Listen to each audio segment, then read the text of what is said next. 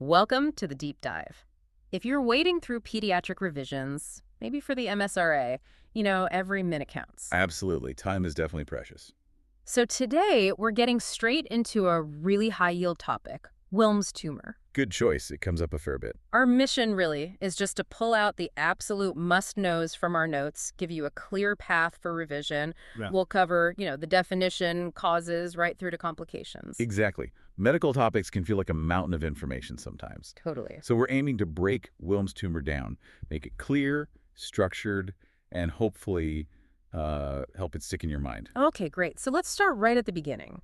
What exactly is Wilms tumor? Right. Well, Wilms tumor, you might also hear it called nephroblastoma. Ah, nephroblastoma. Okay, the nephro links to kidney, right? Precisely. Think nephro for kidney. It's a type of childhood cancer, starting right there in the kidneys. A kidney cancer in kids. Yeah.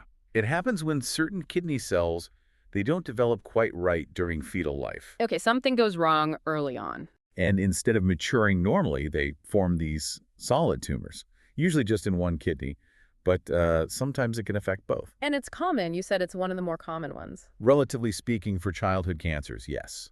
It's one of the most frequent ones we see. Typically affects kids under 5 years old. Under 5? Yeah. The median age for diagnosis is around 3. Right. And the notes mention familial Wilms tumor. Is that like a separate thing? It's much less common, maybe 1–2% of cases, and it points to a hereditary link. Hereditary, okay. Usually autosomal dominant. Yeah. So inheriting just one copy of a faulty gene ups the risk. It's tied to specific gene mutations, particularly WT1 and WT2. WT1 and WT2. And those genes pop up in relation to certain syndromes too, don't they? Stuff that's useful for MSRA linking. Absolutely, spot on. WT1 mutations are famously linked with WAGR syndrome. WAGR. Let's break that down. Yeah, it's a good mnemonic.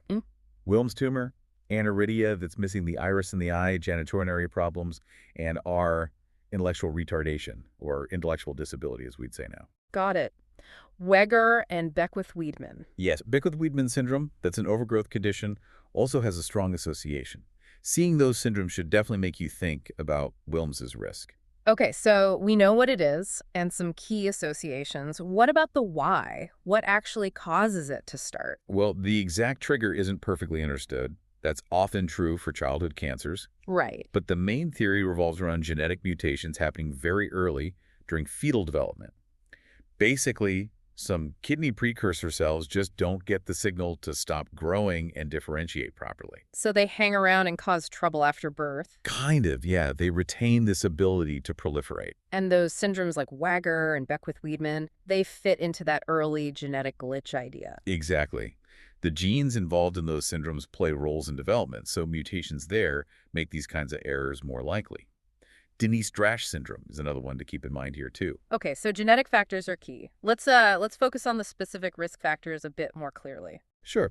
The biggest ones really are those genetic syndromes we've mentioned. WAGR, Denys-Drash, Beckwith-Wiedemann. Having one of those significantly increases risk. Makes sense. And then a family history of Wilms tumor itself, or maybe other kidney cancers, though that's less common for Wilms. Okay. The notes also say about 10% of kids with Wilms have other physical malformations, even without a named syndrome. That's an important point clinically. While most cases seem sporadic, finding certain congenital anomalies should raise your index of suspicion. And you mentioned overgrowth syndromes, Beckwith-Wiedemann being the main one. Yes, Beckwith-Wiedemann is the most common association in that category. But there are others too, like Perlman, Sotos, and Simpson-Golabi-Behmel syndrome. Maybe a memory aid there, like big people sometimes suffer BPSS. Yeah, Beckwith, Perlman, Sotos, Simpson-Golabi-Behmel. If it helps you remember the overgrowth links, go for it. Worth a try. And what about syndromes without overgrowth? Good question. Yes, there are links there too. Think Edwards syndrome, trisomy 18, Bloom syndrome, and again, Denys-Drash and WAGR fall here too, technically. So it's not just about being larger than expected. No, it highlights that different genetic pathways can lead to increased risk. It's complex. Right.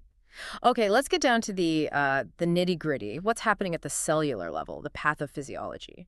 So it boils down to problems with how fetal kidney cells mature.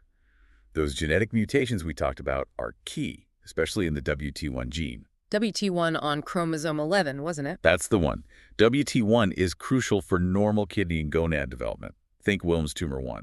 mutations there, or in other genes like CTNNB1, which affects cell growth and how cells stick together. Oh, They okay. basically disrupt the normal controls. Cells multiply when they shouldn't, they don't differentiate properly, and you get this uncontrolled growth forming a tumor and potentially spreading. And for those rarer familial cases, is it the same gene? Often, yes. In those autosomal dominant familial cases, it's typically inherited mutations in WT1 or sometimes another gene nearby on chromosome 11 called WT2. That inherited mutation gives a predisposition. Okay, clear. So thinking clinically now, if you suspect Wilms, what else might be on the differential list? What should you consider for the MSRA? Good point.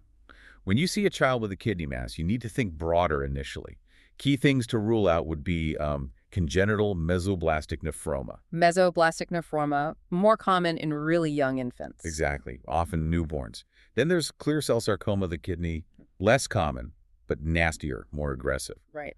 And while it's very rare in kids, you should at least have renal cell carcinoma in the back of your mind. So maybe remember MCR, mesoblastic clear cell renal cell? MCR, yeah, that works.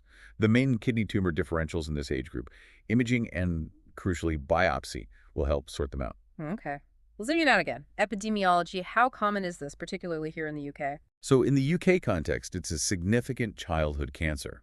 As we said, mostly kids under 5, median age around 3. Right. It's the #1 most common solid tumor within the abdomen in children. And it accounts for about 80% of all primary kidney cancers in UK kids. Wow, 80%. That's huge. It really is. Peak incidence is around ages 2 to 5, especially age 3. Overall rate is roughly 8 cases per million children per year. 8 per million. And where does that rank overall? It's the second most common intra-abdominal childhood cancer after neuroblastoma, I believe, and 5th most common pediatric malignancy overall. 5th overall. Okay. And you mentioned adults briefly. Very rare. Extremely rare. Only about 3% of all Wilms cases, often found incidentally if an adult has a nephrectomy for some other reason. And can it hit both kidneys? Yes, bilateral disease happens in about 5 to 10% of cases.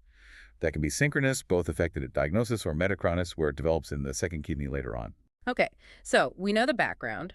What are the actual signs and symptoms? What does a child with Wilms typically present with? The absolute classic, the most common presenting feature, is a palpable abdominal mass or swelling. Just finding a lump. Yeah, often noticed by a parent during bathing or dressing. Usually it feels smooth and isn't tender to touch. Okay. What else? Abdominal pain is also pretty common. And another key sign is hematuria, blood in the urine, which is typically painless. Painless hematuria. Important distinction. Yes. And hypertension, high blood pressure can also be there. And sort of general nonspecific symptoms? Sometimes, yeah. Things like fever, maybe some weight loss, fatigue. But often the mass is the main thing. And just to reiterate, age usually under 5, mostly unilateral, 95%, and family history is uncommon, 1 to 2%. Spot on. Occasionally, a UTI might be the presenting complaint, and very rarely, if there are lung metastases already, maybe some respiratory symptoms. Lung mets. How common is spread at diagnosis? Detectable metastases are found in about 20% of patients when they're first diagnosed. Lungs are by far the most common site. Okay. Maybe a way to remember the key features. PMHH, painless abdominal mass, hematuria, hypertension. PMHH, I like it. Captures the big ones quite well. Useful for revision. So if you suspect it based on those signs, PMHH perhaps, what are the next steps? Investigations. Right. Imaging is absolutely crucial. Ultrasound is often the first protocol. Quick and easy. Yeah. But CT or MRI scans give much better detail on the tumor itself, its size, if it's spread locally, relationship to blood vessels, and checks for mets in the chest and abdomen. And definitive diagnosis. That comes from looking at the tissue. So a biopsy is needed for histology and also for genetic analysis these days.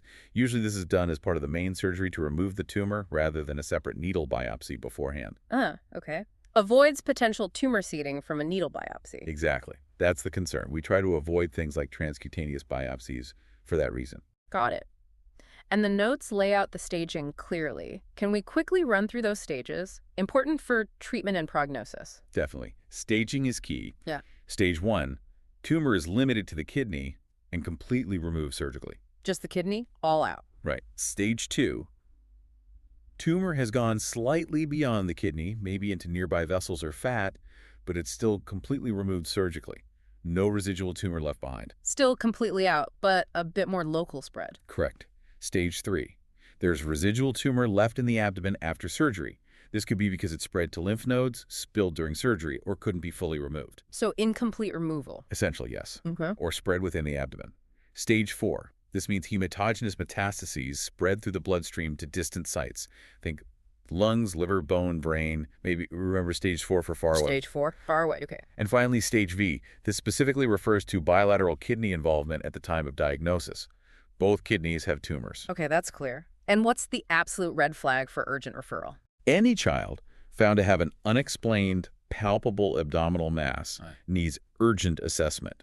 The guidelines usually say referral for evaluation within 48 hours. Don't sit on that one. Definitely not. And for those kids known to be high risk, like with Beckwith-Wiedemann, is there screening? Yes.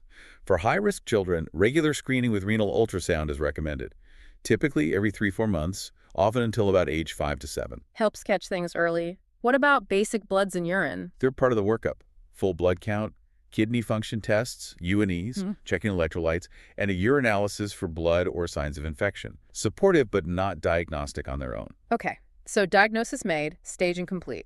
How is Wilms' tumor actually managed? It's very much a multidisciplinary team effort. You've got pediatric oncologists, surgeons, radiation oncologists all involved. Team approach? Absolutely. The mainstays are surgery, chemotherapy, and sometimes radiation therapy. Surgery aims to remove the tumor, often involving removing the whole kidney and nephrectomy. Right, nephrectomy. Chemotherapy is crucial. It's often given both before surgery, that's neoadjuvant chemo, to shrink the tumor. Make surgery easier. Exactly. Makes it easier and safer to remove. And then chemo is given after surgery, too, to mop up any microscopic disease left behind. What kind of chemo drugs? Common ones include vincristine, dactinomycin, doxorubicin. For higher-risk disease, drugs like cyclophosphamide might be added. And radiation, when does that come in? Radiation therapy is generally used for more advanced stages, particularly stage 3, where there was residual abdominal disease, or for certain unfavorable histology types. It might also be used for metastatic sites like the lungs. Okay. And the overall outlook? Generally good. Yes, thankfully. The prognosis for Wilms' tumor is one of the success stories in pediatric oncology. In the UK, the overall cure rate is around 90%. 90% cure rate. That's fantastic. It really is. But regular follow-up after treatment is still vital. Right. What determines the prognosis for an individual child? Several things factor in. The stage at diagnosis is a big one. The histology, what the tumor cells look like under the microscope, whether they're favorable or unfavorable, is very important. Favorable versus unfavorable histology. Yes. The child's age can play a role, and how well the tumor responds to the initial chemotherapy. But even for metastatic disease, stage 4, the outlook isn't hopeless. No, not at all.